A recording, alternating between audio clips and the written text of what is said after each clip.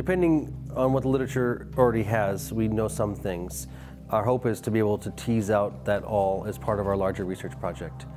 Yeah, exactly. What are the limiting factors? If you don't have the, cobalt, then this, and this don't happen. You get the cobalt, then you don't have the selenium, and then you don't have the iodine, then you don't have the yttrium. Yeah. So, it's exciting. It's not the kind of thing that's easy to figure out or inexpensive to figure out. It's not as direct of a relationship as, it's not as simple as it, as you can imagine it, certain element equals a certain, No, there's all these correlations and primary and secondary and tertiary, enzyme pathways, and if this element isn't present, there is a strategy for making this compound even without this element, but it takes more time and energy, and that's all been tracked out. So, a lot of this information is already there in the literature. It's like the complexity of it invalidates the question as a question. Invalidates the question? I'm not sure if it invalidates it. It just explains why we don't know the answer. Relationship is just, what are you really talking about? It's so huge. Yeah. Well, and that's why big data, and little gizmos and sensors, and this might be a use for those things. I haven't heard any other good uses for them. Mining people's personal information, but what's that? It's like an abundance approach, like making sure that everything is available and abundant. It makes the relationship, whatever it is, we know that it's functioning well. My strategy is basically, this is way more complicated than we understand. We have a general idea of what nature needs to function, so let's make sure she has all the ingredients necessary in the, in the kitchen cabinet and get out of the way. She's got it. That's my strategy. Until we know better, that's basically what translates to bionutrient density. High levels of, bionutrients in the crop, exactly, which correlates with flavor and aroma and shelf life and carbon sequestration and all the rest of the stuff. Yeah. What amendments would you recommend for like a potassium deficiency? What would you? The basalts are the systemic solutions. Green sand is a classic one people have heard of, which is a basalt. I've heard a couple people mention here recently that the green sand mine in New Jersey got bought out by a company that uses the green sand for water filtration purposes or something, and they basically stopped selling it. I think it was last year, so you'll never ever be able to get green sand again. I'm not interested in that. Basalt, your basalts, and granites, the $2 per ton, $4 per ton local rock dusts are generally very good sources of, slow release potassium. The immediate versions, manure, compost generally have good potassium levels. Potassium sulfate is a source of immediate potassium. A lot of organic tomato growers that are jacking their plants up to keep the yields, to keep the volume, are just basically dripping potassium sulfate continuously into the line. That is a salt. It is organically certifiable because it's a naturally occurring salt, but really it's not the best way to run the game as far as I'm concerned. You might get the volume, but you don't necessarily get the flavor through that strategy. So systemically, the rock dusts are going to be your potassium deficiency addressing. Yeah. I proposed at the beginning of this presentation that plants had evolved a way to feed themselves that they have been using for a very long time that is entirely different from what we're generally taught in university or by master gardeners or at a lot of our conferences and reading, and that is through a critical symbiotic relationship with microbiology, with bacteria and fungi. I like to launch this presentation from that perspective because I think it really helps to frame the rationale for my, sort of iconoclastic, perspectives and suggestions. I think when you understand it from that living systems matrix perspective, a lot of other things fit into place. When you understand digestive system function and gut flora, then a lot of my suggestions make sense, and a lot of the conventional recommendations, are shown to be flawed in their rationale. So, while it is true that you can grow a plant in a inert media with a functioning IV drip, the argument is that it is not how nature designed it, and it is not the most efficient, economic, appropriate, way to do it.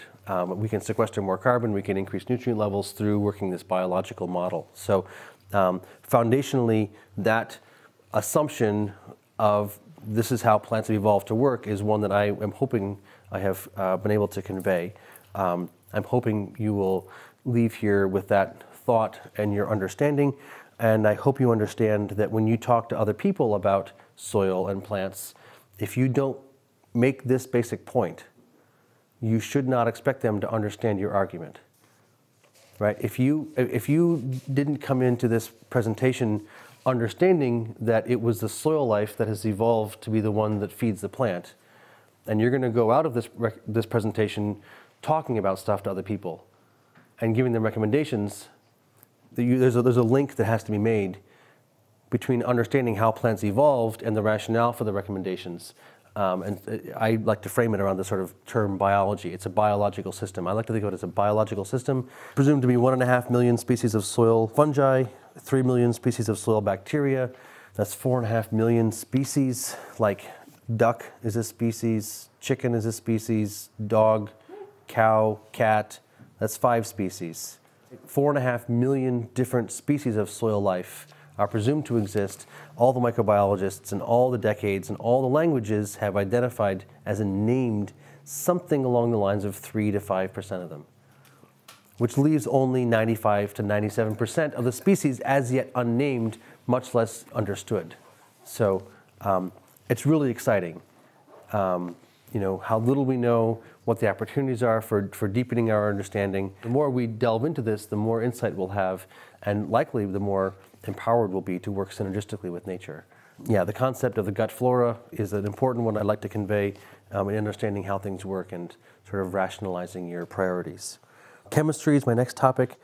When I was brought up in the organic movement and community, I didn't really hear much about minerals and elements at all. No one explained how they worked or why they were important, the enzyme systems and all that kind of stuff. I'd like to spend just a minute or two here to explain that in a little bit more depth. I don't think I've gone that deep yet, just to help, solidify the rationale for why we're tending to these broader soil tests and these rock dusts and seawater and stuff like that. Why do we need to do these things biochemically? As I understand it, every element on the periodic table of elements has a unique size, like one edge to the other.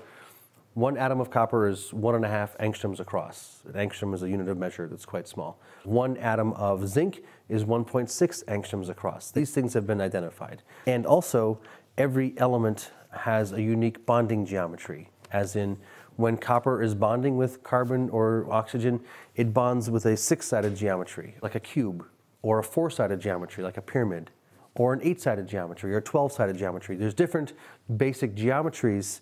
The shapes of these compounds, if you actually look at them, they have a geometric shape.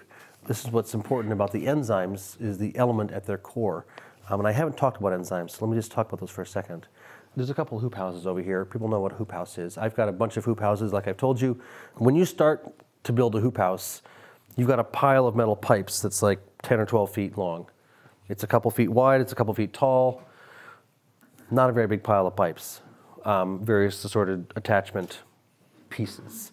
When you get done building that hoop house, when you've built the structure of a hoop house, it's 100 feet long, it's 30 feet wide, it's 15 feet tall. It's a very big structure from this little pile of pipes. And to put that thing together required nothing more than a 9/16 socket and wrench and a 1/2 inch socket and wrench, used over and over again, right? All the nuts and the bolts in the whole hoop house are the same size. And so as long as you got this one socket and wrench and you don't lose it or break it, you can use that one little tool to put this whole structure together. It's kind of cool. I like to use that socket and wrench to build a hoop house as a metaphor for what an enzyme is in a biological system. People have heard about how sugars are complexed to build a carbohydrate, how amino acids are screwed together to build a protein. It's the enzyme that has the unique size and shape that gives it the ability to screw the amino acids together to build a protein. This one enzyme is used over and over again because of its unique size and shape to tie this piece together to this piece. A different enzyme is used to tie the sugars together to build a carbohydrate. It's used over and over again, just like the 9/16 to build a protein or to build the sugar. And when you, as an animal, eat that protein, whether it's beans or beef or whatever it is, the same exact enzyme is used in your gut to disassemble the amino acids off of the protein to make it digestible for you. So just in large part, just like a socket or a wrench or a screwdriver or an Allen wrench, these enzymes have unique sizes and shapes. They're used for specific jobs. They're used over and over again. If you don't have that tool, that job doesn't get done. I think it actually is a good metaphor for biochemistry, which most people think is way too complicated to understand. And I don't think it really is. So the issue here is that if you don't have this critical element at the core of this enzyme, then this job doesn't get done. Right? I need to take the muffler off because it's rusted out, and I need a 5/16 socket, and I lost it. Well, what are you going to do? Get the Sawzall out. You got to get your vice grips. I mean, there's the secondary and tertiary pathways, but they're nowhere near as good as the primary pathway. So that's basically how biochemistry works. If you are a car and your muffler wears out, you're designed to have that muffler taken out and a new muffler put in. If you are a car and your brake pads wear out, you're designed to have your brake pads taken out and new brake pads put in. That's a mechanical system. Right? We are not mechanical systems. We are biological systems. We are not designed to have our parts taken out and new parts put in. We are designed to have our parts constantly being rebuilt. I'm not sure people know this. Every single day you get about 4 billion new cells. Anybody heard this one? Minor detail? Every single day, 4 billion of your oldest, junkiest cells are disassembled. You know, salvageable parts are kept. The rest are chucked out the rear end. And 4 billion new cells are built in their place. Your eyeballs, your gonads, your liver, your flesh, your bones, everything is constantly being rebuilt. It's kind of exciting. Your blood may take 2 weeks to be entirely replaced. Your bones might take 7 years. But if you do the numbers out on how many cells are in your body, how many human cells are in your body, and how many human cells you get every day, you get a new body basically every 6 months. You live to be 100 years old, you've gone through 200 bodies.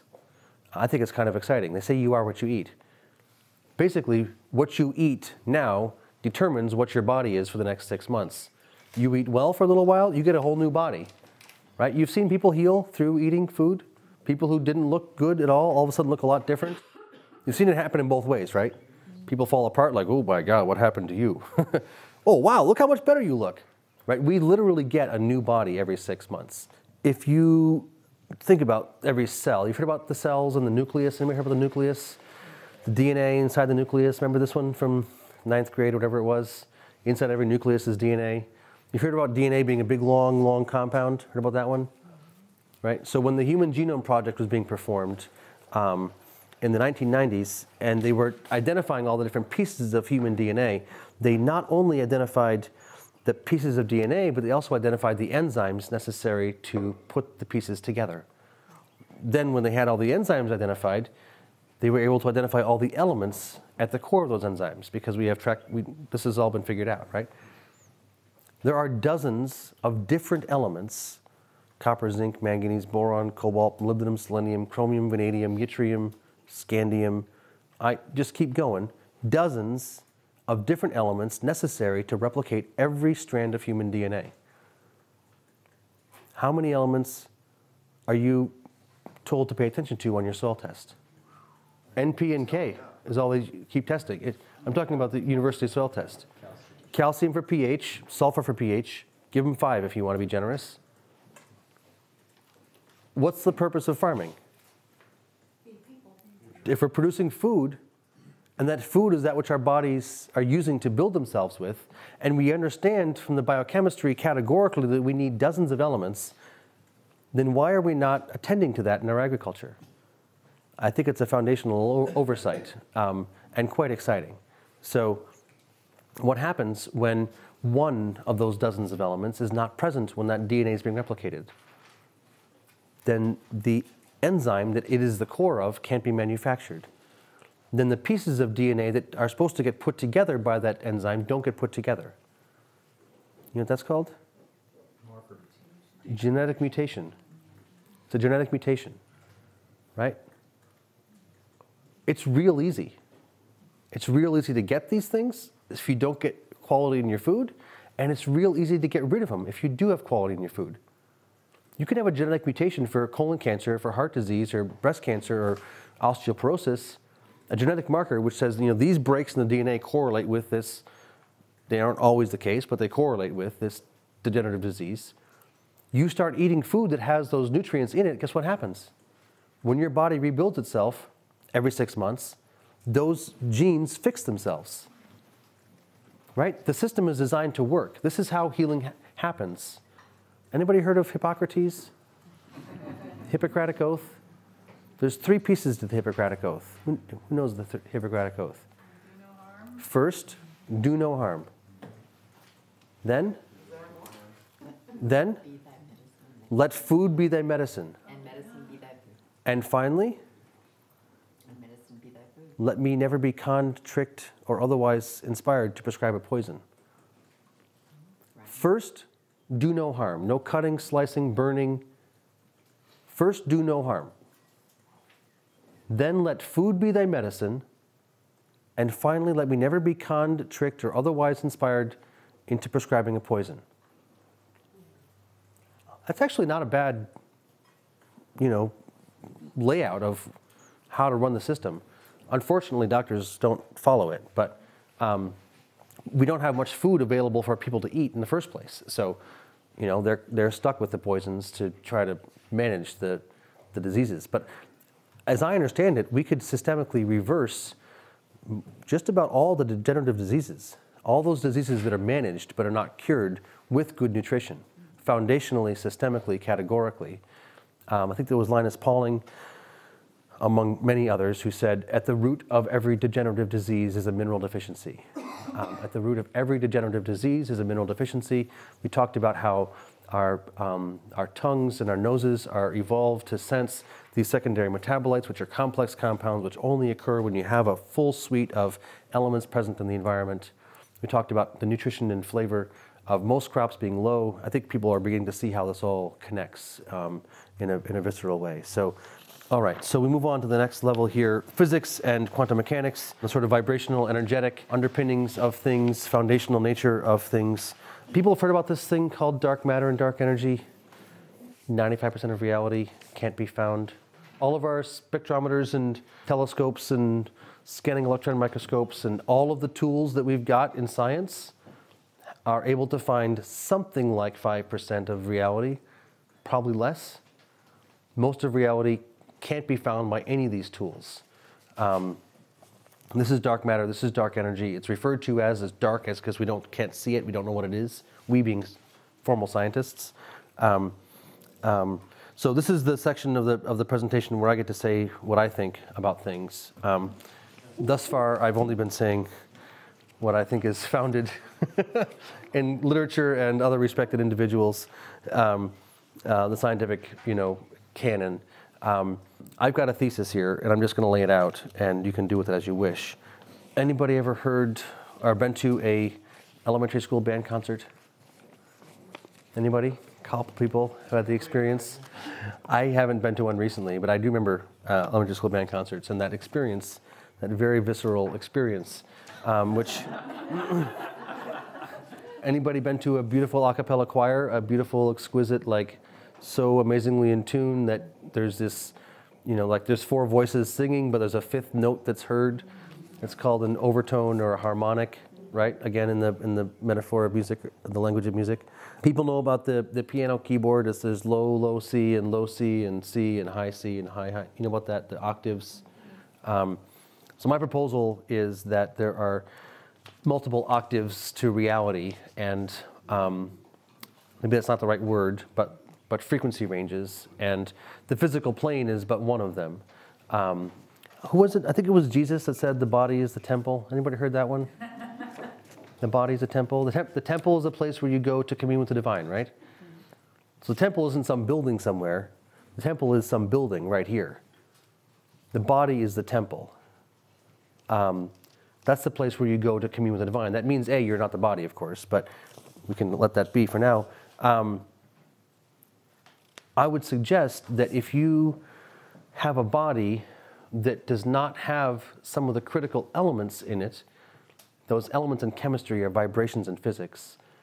If your DNA as a compound has breaks in it, has these genetic mutations, it is vibrating dissonantly like that elementary school band concert and not like the a cappella choir. All these compounds in our body in chemistry are actually vibrations in physics, that we all actually have a vibe, right?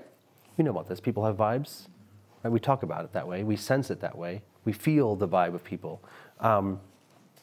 My suggestion is that only when we are vibrating coherently, only when we're vibrating in tune are we able to actually experience the overtones of consciousness, experience the higher frequencies, the other octaves of reality.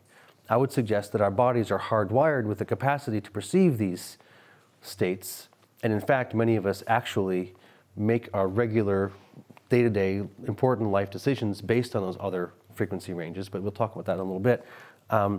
But I mean, it seems to me, and this is why I'm doing all this work, that if our objective is to systemically address things, this whole cultural, dynamic right now with all the politics and everything else going on, right? I mean, people are talking about, how horrible it all is, and it's all falling apart, and blah, blah, blah, blah, blah, blah. People are vibrating totally dissonantly, right? We have not had good food in our bodies for 3 generations. We are vibrating out of tune. We should not be expected to be tuning into our higher natures and making decisions based on that frame of reference. This is why, as far as I'm concerned, increasing quality in the food supply, the mission of the BFA, is so foundational. We shouldn't expect the culture to shift. We shouldn't expect the evolution to occur until we have coherent bodies, until we're able to tune into our higher natures. So anyway, that's the basic inspiration for me behind all this work. That's a deeper incentive beyond all this. It's not just about local food systems and carbon sequestration and, obviating the need for agribusiness and all that kind of stuff. There's a much deeper purpose. This came to me from my own experience in the Himalayas, meditating and not being able to handle all the intensity of consciousness. It was like my body couldn't handle it, and I grew up on an organic farm. And I'm like, if I grew up on an organic farm, my body can't handle it, I should stop judging other people for being so dull. If I want to raise consciousness, I should create a reality where consciousness is likely to raise, and that's what set me on this path. So we proceed now for the last 45 minutes into a series of what I refer to as seminal thinkers. So we'll start with Mae-Wan Ho, founded the Institute of Science and Society, coined the term quantum jazz to refer to what goes on inside living cells. There's been a lot of study in chemistry and physics about abiotic systems, about dead, what happens in test tubes, but much, much less about what happens in living systems, in living cells. How does this, chemistry work? How does biochemistry work? What's going on? Mae-Wan Ho has looked at a lot of this stuff. This number here, this 0.000, et cetera, is 1 × 10 to the negative 14th of a second. Think about how much time that is. 1 × 10 to the negative 14th of a second. It's a fairly small amount of time, right? That's how fast every molecule in your body is vibrating. Inside every cell, every molecule is vibrating at that speed. Every vibration is putting out a note, right? It's a vibration. It's like it's got a C sharp or A flat. Think of it. Every time a new element or molecule enters a cell with its own vibration, all of the rest of the molecules in that cell modulate their vibration to get in tune with it. She calls it quantum jazz. At this quantum level, at 1 × 10 to the negative 14th of a second, everything in your body is modulating, it's shifting its vibration to get in tune with itself. It's this amazing dance of vibration that is actually going on constantly, and that's what life looks like. We're this vibrating liquid crystal. We're this, we have this vibe, and it's constantly shifting and modulating. How to draw this to practical agronomic insights is a bit of a heavy lift, but it's worth a shot. We're ready. Where's this? Hear what you got. I know that in my experience as a farmer, I've had moments where I've seen changes happen on the physical plane that were so profound and so rapid that they violated my understanding about how matter works. In many cases, like I said, I will have, neglected to feed my plants all summer long. It's getting into September. Things are starting to look a little bit worse for the wear. I'm like, I should probably get the foliar sprayer out. Get the foliar sprayer out, go and do a foliar spray. 3 days later, my tomato plants that were looking pretty close to the edge all have 6 inches to a foot of new growth, tendrils, flowers, leaves, stems. It's dark green from this point on. It's all still looking pretty, yellowy and on the way out. Down here, cucumbers, same thing. I've seen transformations on the physical plane with an extraordinarily small amount of material. Right? 1 quart of concentrate put out over an acre is not a lot of material to cause every single vine on an unpruned tomato plant to kick out an extra 6 inches or a foot of stem and leaves and flowers. So I don't know if there's any correlation here, but my thought is if you get just that right vibration, that right element which wasn't present in the cell, and it gives that cell the ability to have this coherence to go to the next level, it, in many cases, is a really small amount of material that can have a profound effect on the physical plane. That may be a bit of a jump, but I'll go even further and say, I've had experiences where I've been sitting down in the evening, it's dusk, I'm taking a minute for myself, I'll sit down and go into my meditative state for a few minutes in front of the zucchini plants because that's where I happen to be sitting down. I get up the next morning, go for a walk, and those damn zucchini leaves are a foot wider than they were the previous night. I have seen these things bump in size. I'm like, and it's not that into the bed. It was within a 15-foot radius of where I was that it happened. I'm like, how does this all work? How did I just see something? Did I not notice that these leaves are really big last night? Or was the presence of my vibration actually have an effect? I don't know how it all works. I think it's really interesting. And the fact that the formal scientists are telling us that at least 95% of reality they can't find gives us an opportunity to say maybe there's things going on in levels we can't see. So it's all very interesting. Take it or leave it, as you wish. The next person I've got here is a guy named Phil Callahan. He was an entomologist at the University of Florida for, I believe, 40 years. When he retired, all of his research was classified by the US military. And so his desire to share it was made less possible. Entomologists, we know, study insects. US military, not necessarily an obvious connection to insects, but there is one.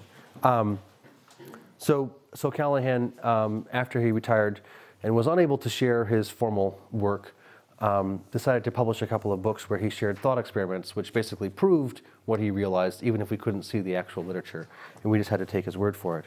As an entomologist, Callahan was studying insects' antennae primarily. He's got a couple proposals. One is that antennae on insects are actually, wait for it, antenna. They're actually picking up frequencies from the environment. Anybody heard of this story about the female insect who's flying in the night sky and she is emitting this pheromone and the male insect from 2 miles away smells her and finds her and they get to go at it? You heard this story? Anybody know about insects? Yeah. Did it ever bother anybody that this little female insect was emitting enough aroma to have a 4-mile wide field strong enough for a male insect with no real nose to smell her? You know about insects and noses? They don't really have noses. Right? So Callahan said, actually, the antenna on the male insect's head are tuned to the vibration of the pheromone. The pheromone is a compound in chemistry, but it's a vibration in physics. This, to me, seems really elegant and simple and how nature would do it. Right? She emits the occasional pheromone, which has a vibration. His antenna are tuned to that exact frequency. He's on 88.5, that's on 88.5. He's driving this way, it's getting staticky. He says, I'm gonna take a left, oop, it's getting stronger, I'm gonna hone in on that. And they get to go at it, right? Callahan proved this by taking a female insect and putting her in a room that was separated, like no air flow between the next room, and said, which direction is she, buddy? And he flew right towards her, right? He was attracted to the female even though there was no aroma passing through the wall towards him, right? So when I first found this out, I was really excited. I was like, oh my God, that makes so much sense. And I'd known somebody who was an entomologist at UMass who was part of NOFA for my childhood, and I went and told her, and I got laughed at. I was like, I was stunned, like that they wouldn't be excited to learn this. Anyway, so. Sorry. I was young. Since learned. Anybody ever have on the top of one of their houses back in the olden days one of these things? Yeah? Something like that? I'm just projecting a different thought. Ever seen one of those?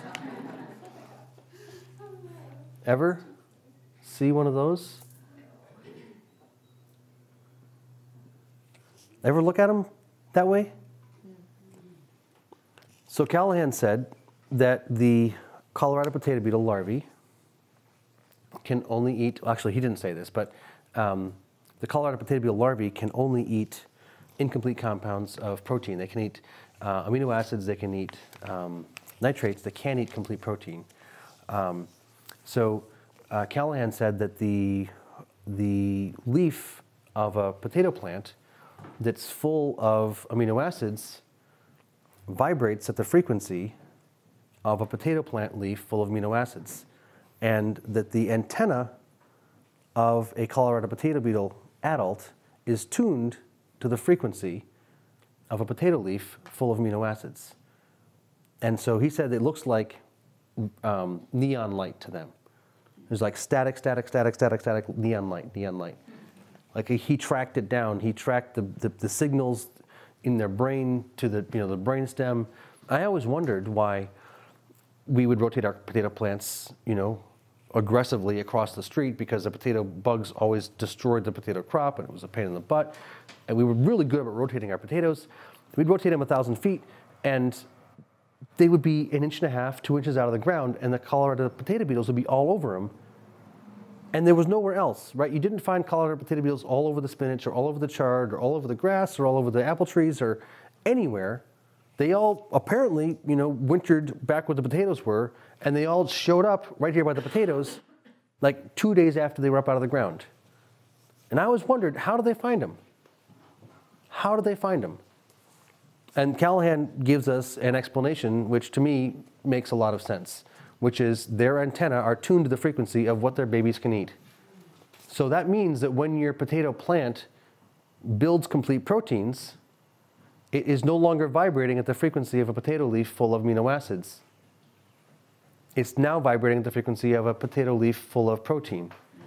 And vibrationally is no longer seen by the potato bug. It's static. They can't see it.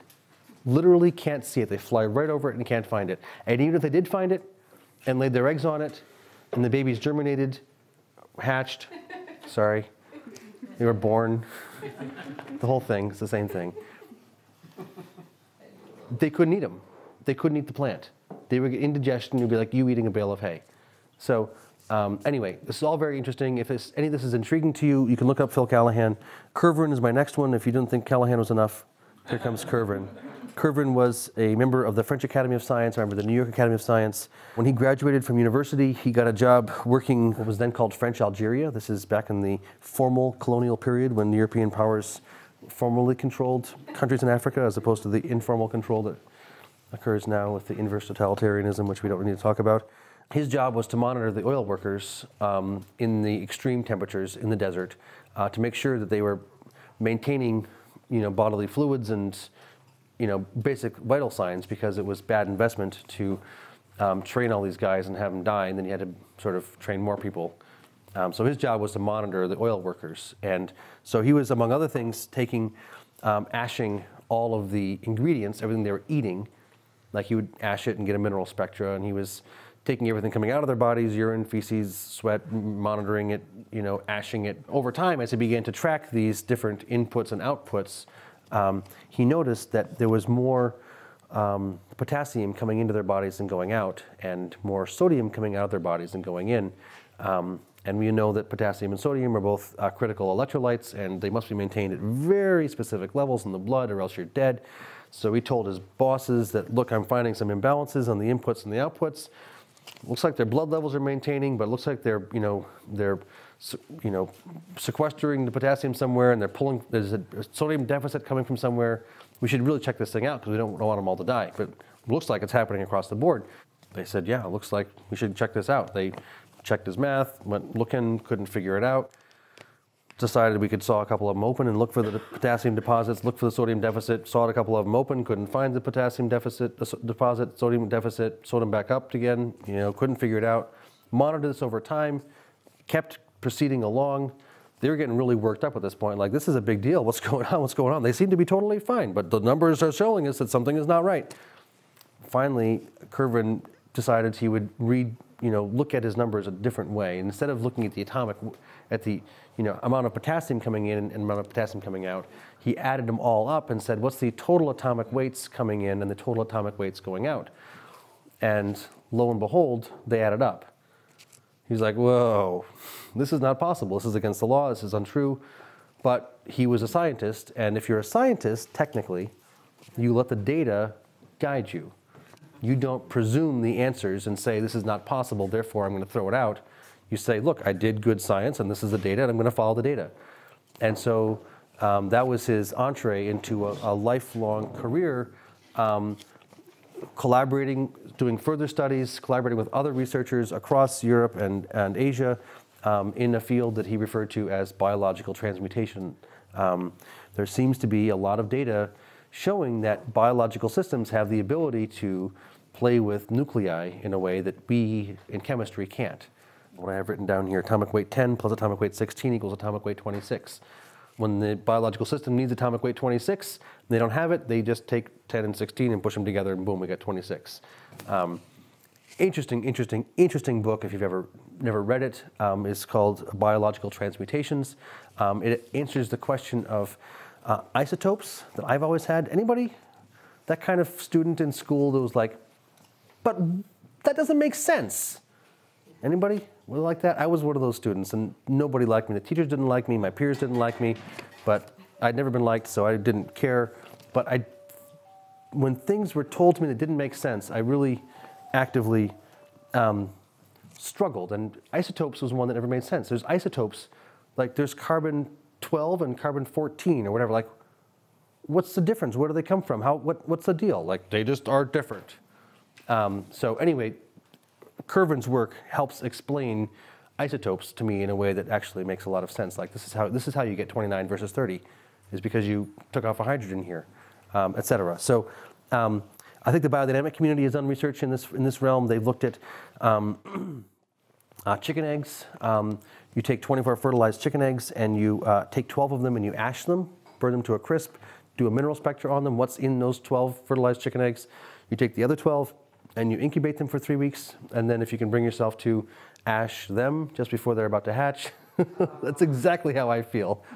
Oh no, for science? No, and I don't care about science, I couldn't do that. Must be some way you could justify it, but what they found is there's about 80% more calcium in the incubated chicken egg than there is in the simply fertilized chicken egg. Not a little bit more calcium, a whole bunch more calcium. The shell is still there, and there's a bunch of bones inside. Think about it for a second. And feathers, and beak. Minor detail. There's way less magnesium, and I think it's silicon, and way more calcium. The numbers add up, the atomic weights add up, but the chemistry doesn't add up, right? So There's all kinds of data. In earthworms, there's this thing called a liming gland. Anybody heard of the liming gland? The liming gland? No? Find a picture of the cross-section of an earthworm. There's a thing called a liming gland, after which point the casting has 3% more calcium than it did before. Where exactly does the lime come from to get into the liming gland to add the calcium to the casting? There's all kinds of information about this that's just laying around and no one's talking about because it doesn't fit inside of our normal structure. I was, a couple of years ago at our annual conference we were preparing the conference, and we brought in a bunch of different speakers to cover various topics, and somebody suggested that I should talk, and I was like, I talk all the time. Everybody's heard me talk. Pretty much everybody who comes here has seen me talk. That's why they're here. So they don't need to hear me talk. They can find other people we can find other people to talk. They're like, no, they want to hear you talk. I'm like, all right, well, we've covered all the basic topics. There's nothing really left for me to cover. And they're like, well, then cover other things. And I was like, okay, I'll cover other things. And so this was one of my topics. A woman who was an apprentice at a local farm came up to me afterwards and said, Dan, the stuff you guys present is really pretty exciting and really intriguing. And then you say things like this, and we have to basically throw out everything you said because this is obviously not true. Why do you do this to yourself? You're like shooting yourself in the foot. And I'm like, have you bothered to check my claims, or are you just going to categorically state that it's obviously not true? And she said, what's there to check? It's obviously not true. I was like, how about you go home tonight and go on the old Google and type in biological transmutations and see what you find, and come back in the morning and we'll talk. And she said, I can wait till tomorrow to have this conversation, sure. She came back in the morning, she's like, she said, I had no idea the first hit was US military research in biological transmutation. I said, you're not the only person who has no idea, but that doesn't mean it's not true. There is all kinds of really good, solid, hard data on stuff that we are generally taught is not true. So, let's use the scientific method. Let's use formal Western science to frame reality in a much more expansive and comprehensive manner. I think there's no reason why physics and metaphysics have to be separate, right? I really think we can use the frame of science to understand all these deeper things. Science is just cause and effect, right? It's not like it has to be just the physical plane. I don't think that's part of the rules for science. It has to be the physical plane. It's a process of discernment where transparency and replicability and all that kind of stuff. So anyway, look it up if you're curious. Next one I've got here is Lynn McTaggart. Lynn McTaggart is an investigative journalist. The book I'm referring to here is The Field, where she did some work traveling the world and talking to cutting-edge researchers in neuroscience. Neuroscience is the study of the brain, for those who didn't know. Specifically, she was concerned with memory.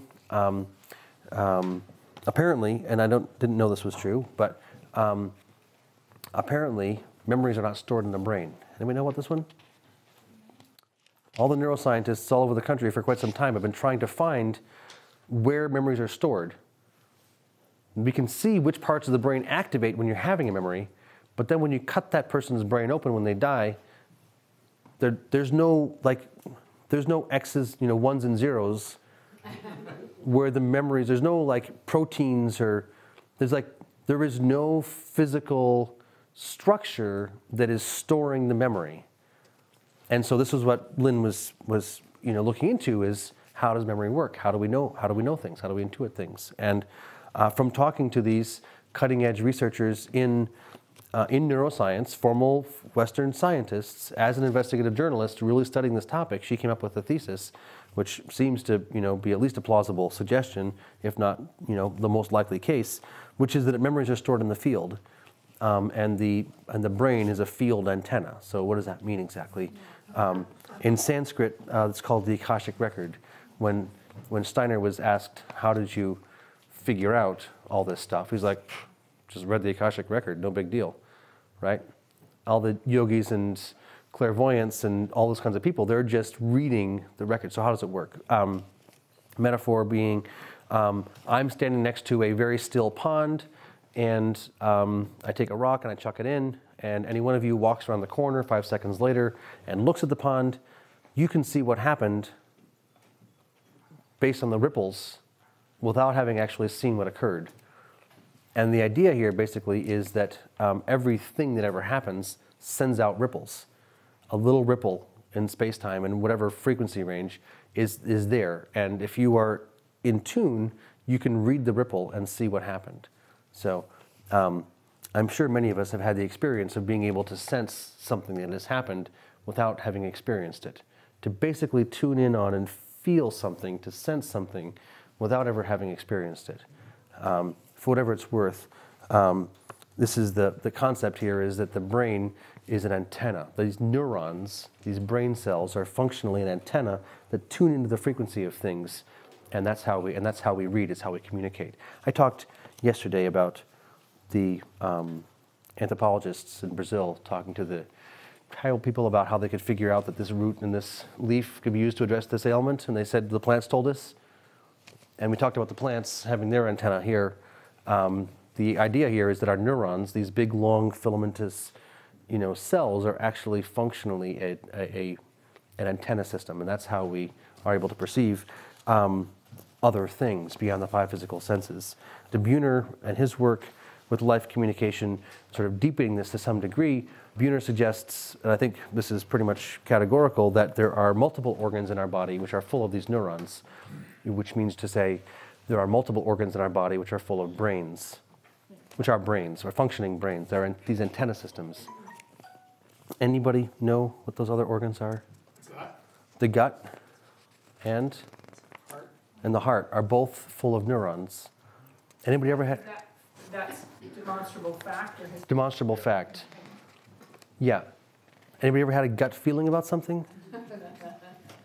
Anybody ever made a decision based on a gut feeling? Anybody ever known something was true in their heart? Anybody ever make any life decisions based on what they discerned in their heart? I would suggest that we operate with these antenna systems almost as a primary mode of perception, but we aren't aware of it. We don't acknowledge it, we don't tune into it, we don't communicate about it, we don't share it. We're taught that we have 5 physical senses, and that's the only way we can perceive. And there is no other reality. We're taught the physical plane is all there is, even though the scientists are telling us it's only 5% of reality.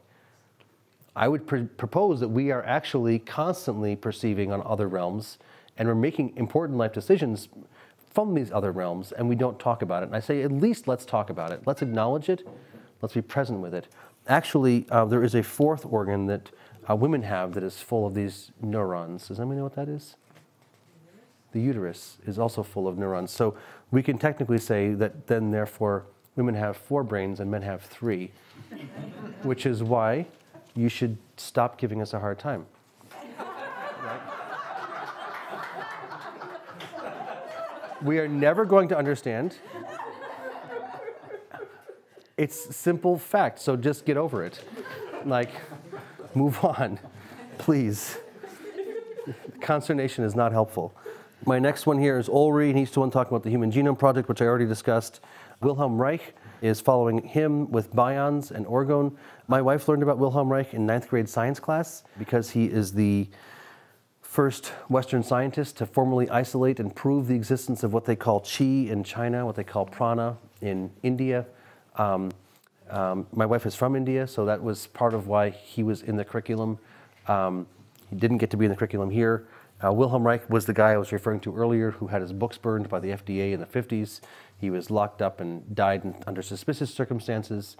Wilhelm Reich was one of the proteges of Freud, Sigmund Freud.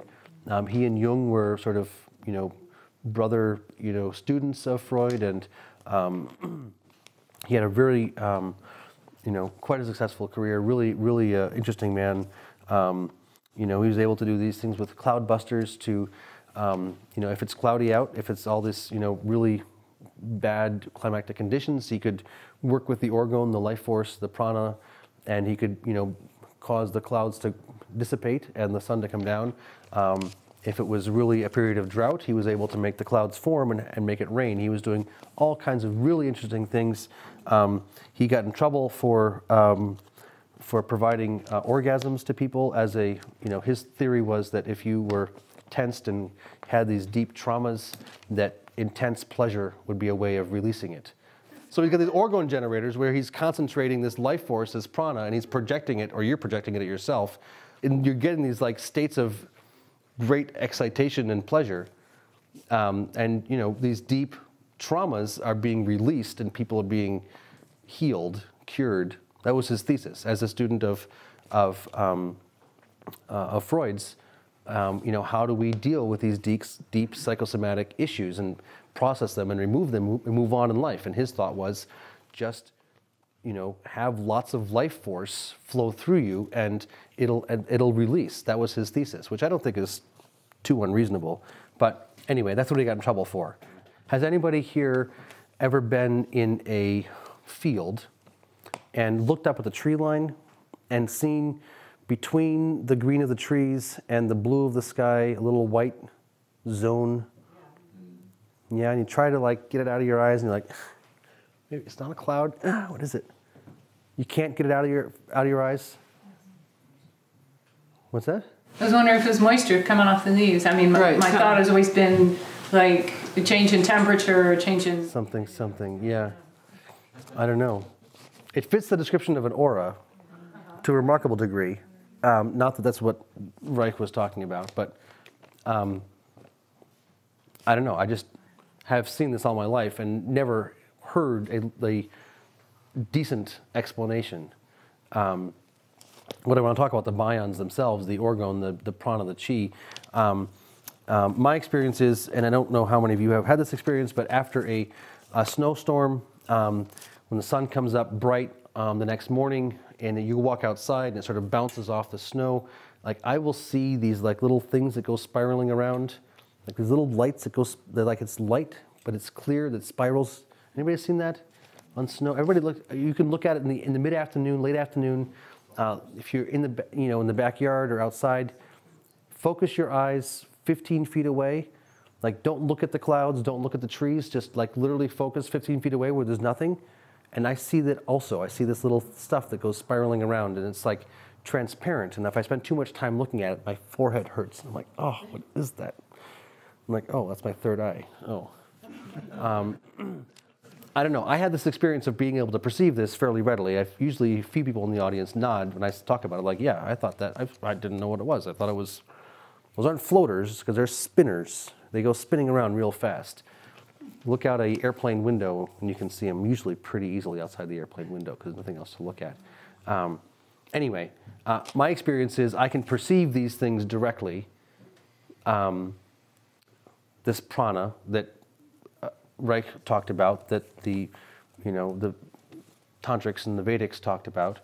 My experience is that this part of my body feels sensation when I spend too much time doing it. My thought is that we are hardwired with these multiple ranges of perception, and that we actually use them, automatically, but we don't think about it, we don't feel it, we don't sense it, we don't acknowledge it. So anyway, just this whole larger conversation about what's really going on, what life really is, and how we can work with it. I just think these are interesting points. Steiner Biodynamics, we had a couple conversations here about him earlier today and yesterday. My major point I want to make is, I think the one I made yesterday, which is that when asked by one of his students, Pfeiffer, why it is that when we sit down to meditate and we're able to experience augmented states of consciousness, why is it that we can't maintain those states as we go about our day-to-day life? And Steiner said, because our food does not have enough soul force. Our food does not have the soul force necessary for us to maintain that coherent vibration. And I wasn't sure whether he was talking about the intention of the farmer or the actual mineralogical vibration coherence of the crops. And it sounds like from the citation that was just brought up to me this morning, he was actually talking more about the minerals than the intention. So that fits perfectly with my thesis about the importance of a broad spectrum of nutrition in our coherence, giving us the ability to tune into our higher natures for whatever it's worth. I think there's a lot of wisdom and insight in the biodynamic community, and I just see that as a place to learn things from. As I do permaculture, my next topic here, I think I've referred to permaculture a few times. The polyculture aspect, the working with the water and the lay of the land, the keeping the soil covered, minimal tillage, all that kind of stuff. I feel like there's a lot of critical pieces of insight in different communities in the sustainable ag world that are not necessarily being integrated. And my supposition is that when well integrated, we will be able to produce the highest quality food. And so we have a visceral incentive to learn from each other, what we don't know and how to do a better job. So running out of time, just moving along here. Kerry Reiss, I talked about Kerry Reiss also, I think, before the break. As a clairvoyant, he had a number of direct perceptions that guided him in his work, both as an agronomist and as a healer. We use the refractometer now because of Kerry Reiss. He was the one who codified the chart that shows the poor, average, good, excellent levels for crops. He was the one who developed the use of the conductivity meter for monitoring nutrient availability in soil, and it correlated to plant growth and plant health. Really important individual. I quoted him yesterday, I think, when I said, if you cannot maintain hydration, don't waste your money on minerals. He understood the critical importance of water in the biological system for overall system function. When I was first in this whole world, I was very much intrigued and excited by him, and I almost got disowned by my parents because I was advocating some of his thoughts, like it doesn't matter whether the ingredients are organic or not. What matters is the elements they are. And so I've since pulled back on that a little bit, but I still think there's something worth looking at. Reiss didn't really care. He was happy to use chemical fertilizers. He was happy to use, oil, wood chips. He just cared about the energy of the thing. And if he put the right energies together, then plants would grow amazingly rapidly. And that's a very interesting prospect in my mind. For the time being, I'm happy to sort of stay safe in the, basically everything I'm recommending is certifiably organic because I think we should be able to do this organically. But on principle, I'd love to understand more about Reiss. I just don't and haven't gotten there yet. But I think there's a lot to learn there. Okay, so last couple points here. Looks like we're gonna be able to finish on time. People have heard about this idea that you shouldn't stand in front of a photocopier when it's photocopying, that you shouldn't stand in front of a microwave when it's microwaving, that if you hold a cell phone to your head for too long, your brain hurts in a way that doesn't feel like a good kind of thing. You know about this? People are familiar with this concept of electromagnetic frequency pollution and dissonance, and that being a sort of a negative thing. My proposal is that if we have the capacity to project dissonance, then we should be able to project coherence. If our plants are actually antenna and are picking up these frequencies from the environment, then I think we have a responsibility to be able to, for holding that coherent space in our growing areas. This is a new pollutant, which I think we're not necessarily taking account for, and its underlying effect as a low-level stressor in the health of our plants. With the wireless signals, with the cell towers becoming basically present everywhere, not everywhere, but in many places there's a pretty strong cell signal, at least, if not a wireless signal. I think that's actually having a negative effect on our plants. So I've got written down here a few names of people: Galen Hieronymus, Hugh Lovell, Bruce Tainio, people who have put together tools that are designed to project coherence into the atmosphere, into the environment. Some people wear little, things on their, necklaces. They have them on their cell phones. We have one in our house that we plug into the wall that gives us like a 4,000 square foot coherence field, so we can leave the wireless on at night because otherwise the kids wouldn't sleep. We had to unplug it every night, otherwise the kids wouldn't sleep. So there are tools that have been built for landscape scale, for 1 mile radius, for 10-mile radius, 50-mile radius. So I'm not as knowledgeable in all of this as I would like to be, as knowledgeable as I'd like to be, and feel like I'm unable to sort of speak categorically about what the principles are and how they work and which tools work better and which is worth your money and who's a scam artist and all that kind of stuff. I think all those things are true in various cases. But that larger question of projecting coherence into the environment, I think, is part of the broader conversation, and I just want to bring it up here and let it be something to cogitate on. I'm guessing in this part of the world, you got some people that are into this kind of stuff. Is organite one of the things you were talking about? Organite, see, I was screwing all that stuff a while ago. Yeah, I mean, that's what it claims to be able to do is exactly what I'm talking about. You're talking about the resin that you stick metal pieces into and people charge $100 for and it's supposed to project coherence. How do you actually monitor what's happening? How do you tell? An ion meter, apparently. How does an ion meter discern electromagnetic frequency coherence? I don't know. Yeah. This is a realm where I don't know enough of the science to speak coherently, but my thought is that there's something to it. So I just want to lay it out there. My last general topic is water, which is a massive topic. I've got a couple of minutes for it, so let's just see what we can say about water. Anybody ever had a nice warm glass of stagnant water? Not very often. You have a feeling about how a nice warm glass of stagnant water would make you feel? Do you want to talk about it? No? Okay, we don't need to talk about it. How about a nice cool glass of fresh spring water? Visceral response by your body would be different from 8 ounces of warm stagnant water and 8 ounces of cool spring water, yes? It's not the water itself. It's something about the water that gives you the effect. If it was just the water itself, it wouldn't matter the nature of it, right? I mean, it's not a great way to enter the conversation. Let me see. Who's heard of Victor Schauberger? Victor Schauberger, a couple people.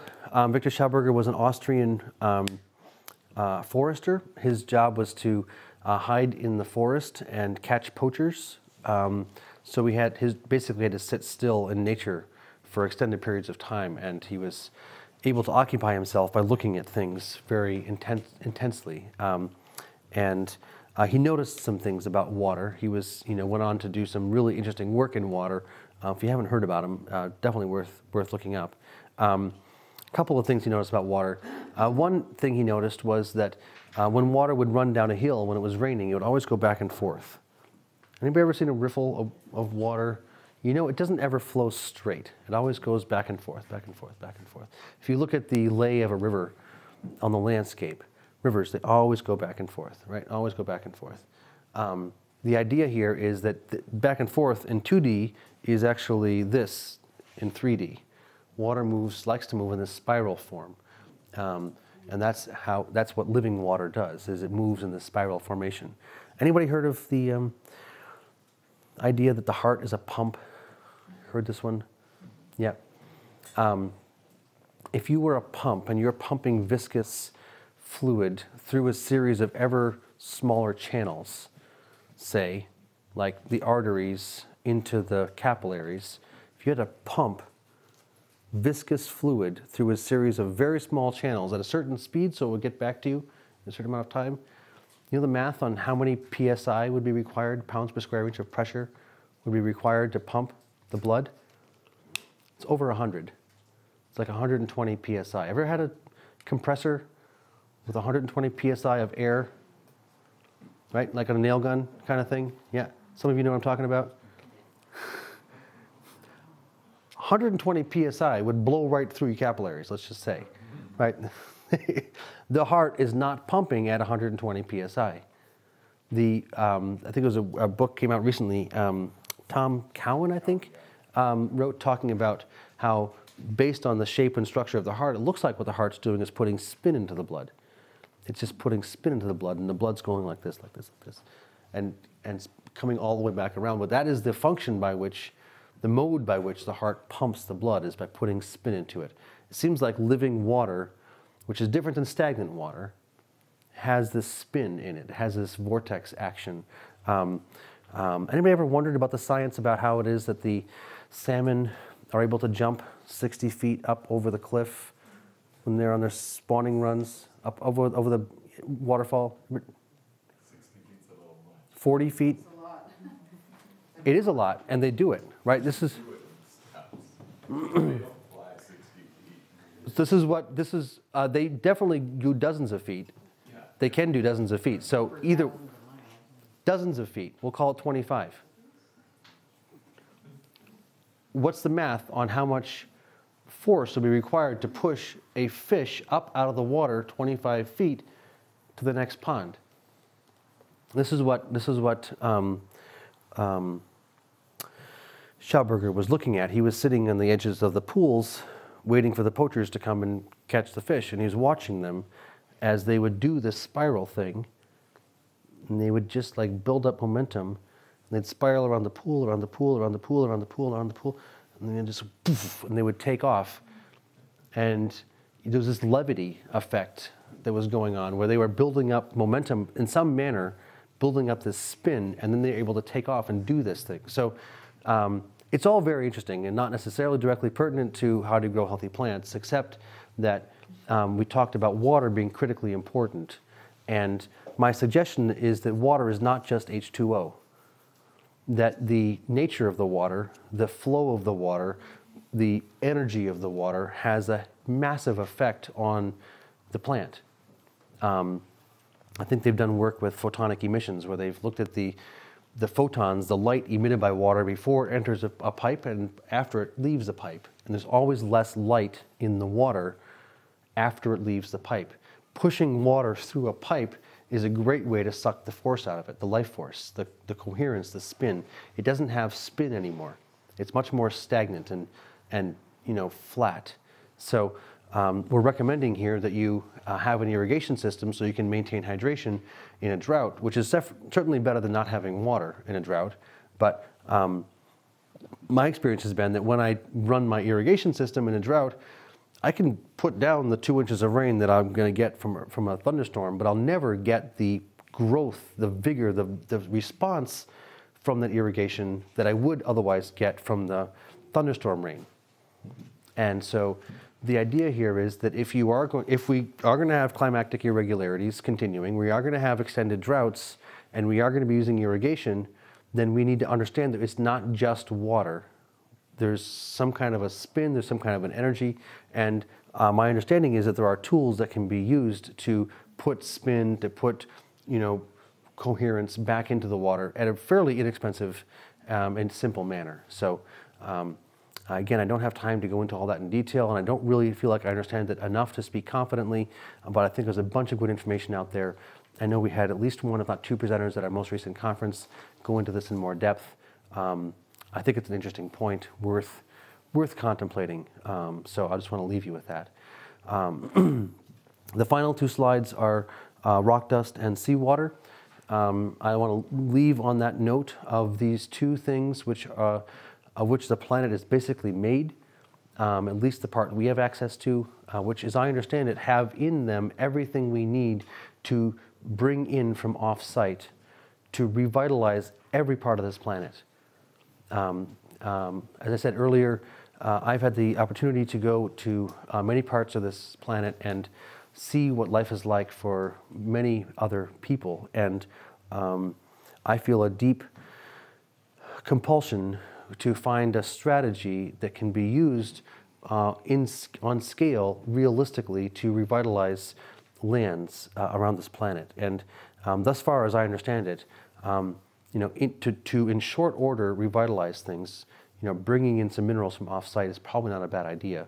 And I think that these two amendments, rock dust and seawater, fit the bill. I think we have massive amounts of them. They're basically so much that the market can't be cornered, so they can't cost too much. They're readily available all over the place. And I think with them and some good practices, we have the capacity to really transform this planet quite rapidly. So the idea on this course is that if any of these things strike you as compelling or intriguing, and you want to experiment to see if for yourself if they're true, and you do find that they are working for you, then what I like to say is if it's true, it'll work, and if it works, it'll spread. The more broad-based, the more grassroots, the more individuals we have experimenting with these principles and getting results, the more broadly it'll spread. I think in many cases people are able to understand when they see things, but not necessarily understand when they hear things. It takes a certain level of coherence and intelligence to be able to get an idea. It takes a much lower level of coherence to be able to see something and say, oh my God, I get it. So my hope is that at least some of you here will take some of these ideas home and get results that are quite impressive and be able to share them with others and broaden this work. So I hope you've all had a good time. Thank you very much.